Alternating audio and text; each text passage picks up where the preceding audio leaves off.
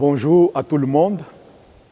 En ce mercredi de la deuxième semaine du temps de Carême, je vais vous proposer ma méditation du passage de l'évangile de Matthieu, chapitre 20, versets 17 à 28. Dans ce passage, Jésus annonce sa passion. Comme vous le savez, c'est la voie que Jésus a suivie pour parvenir à sa victoire. Ce temps de carême que nous vivons maintenant est une montée qui nous prépare à célébrer cette victoire de notre Seigneur Jésus-Christ. Honneur et gloire à toi, Seigneur, Jésus, source d'amour, toi le chemin de vie, le roi de la paix, Jésus, Jésus, Jésus. Honneur et gloire à toi, Seigneur, Jésus, parole de vie, toi lumière dans ma vie, la joie dans mon cœur, Jésus, Jésus, Jésus. Le Seigneur soit avec vous et avec votre esprit. Évangile de Jésus-Christ selon saint Matthieu. Gloire à toi, Seigneur. En ce temps-là, Jésus, montant à Jérusalem, prit à part les 12 disciples et, en chemin, il leur dit : « Voici que nous montons à Jérusalem. Le Fils de l'homme sera livré aux grands prêtres et aux scribes. Ils le condamneront à mort et le livreront aux nations païennes pour qu'elles se moquent de lui, le flagellent et le crucifient. Le troisième jour, il ressuscitera. » Alors la mère des fils de Zébédée s'approcha de Jésus avec ses fils Jacques et Jean, et elle se prosterna pour lui faire une demande. Jésus lui dit : « Que veux-tu ? » Elle répondit : « Ordonne que mes 2 fils que voici siègent, l'un à ta droite et l'autre à ta gauche, dans ton royaume. » Jésus répondit : « Vous ne savez pas ce que vous demandez. Pouvez-vous boire la coupe que je vais boire ?» Ils lui disent : « Nous le pouvons. » Il leur dit : « Ma coupe, vous la boirez. Quant à siéger à ma droite et à ma gauche, ce n'est pas à moi de l'accorder. Il y a ceux pour qui cela est préparé par mon Père. » Les 10 autres, qui avaient entendu, s'indignèrent contre les 2 frères. Jésus les appela et dit : « Vous le savez, les chefs des nations les commandent en maître et les grands font sentir leur pouvoir. Parmi vous, il ne devra pas en être ainsi. Celui qui veut devenir grand parmi vous sera votre serviteur. Et celui qui veut être parmi vous le premier sera votre esclave. Ainsi, le Fils de l'homme n'est pas venu pour être servi, mais pour servir et donner sa vie en rançon pour la multitude. » Acclamons la parole de Dieu. Louange à toi, Seigneur Jésus.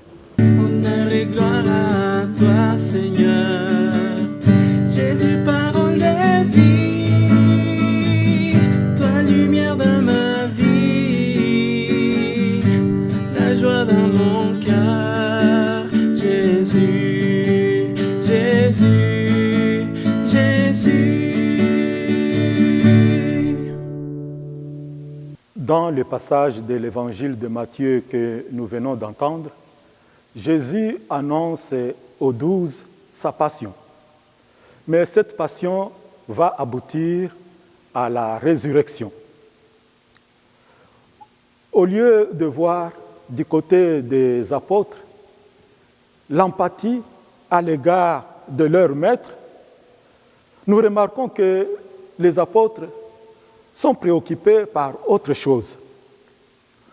Pour les apôtres, cette annonce révèle que leur maître sera bientôt investi du pouvoir qu'ils entendaient il y a belle lurette. Toutefois, les apôtres sont conscients que ce pouvoir surgira des souffrances et ils sont prêts à endurer ces souffrances selon l'estimation de chacun, car ils savent que le pouvoir passe souvent par des vicissitudes pour l'obtenir. C'est ce que nous décelons dans la réponse de Jacques et de Jean à la question de Jésus. Pouvez-vous boire la coupe que je veux boire? Ils lui disent, nous le pouvons. En effet, après avoir annoncé la passion de Jésus,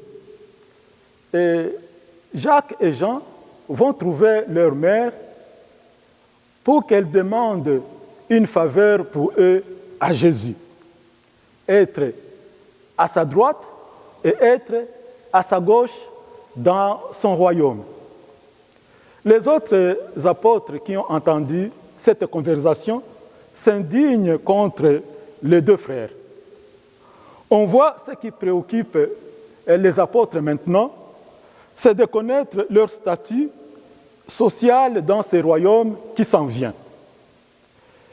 Les apôtres conçoivent donc la royauté du Christ comme une royauté de ce monde. Et c'est l'esprit du monde qui inspire leurs désirs. De cette attitude des apôtres, Jésus leur rappelle que ce n'est pas le royaume du monde qu'il est venu établir. Il est venu établir le royaume de Dieu. Et celui qui veut devenir grand dans ce royaume, il se fera le serviteur des autres. Celui qui veut devenir le premier dans ce royaume, il sera l'esclave des autres. Cet épisode qui annonce la passion du Christ invite chacun et chacune de nous, pendant ce temps de carême, à méditer le mystère de la souffrance du Christ. Lui qui a accepté de donner sa vie en rançon pour la multitude afin de donner le salut à l'humanité tout entière. Ce passage voudrait donc nous rappeler qu'il y a bien la résurrection. Il y a bien la victoire de la vie sur la mort. Mais il faut passer par la croix.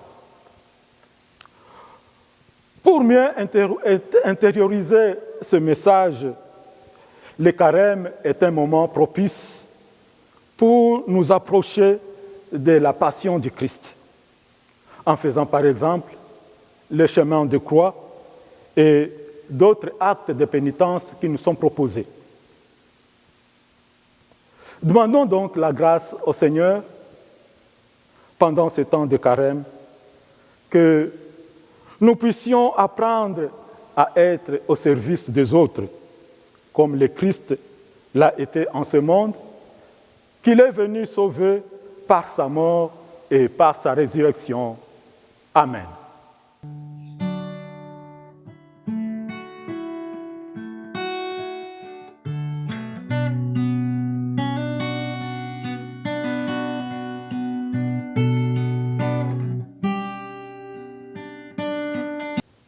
Pour terminer, je vous bénis. Le Seigneur soit avec vous et avec votre esprit. Que Dieu Tout-Puissant vous bénisse, le Père, le Fils et le Saint-Esprit. Amen. Bon carême.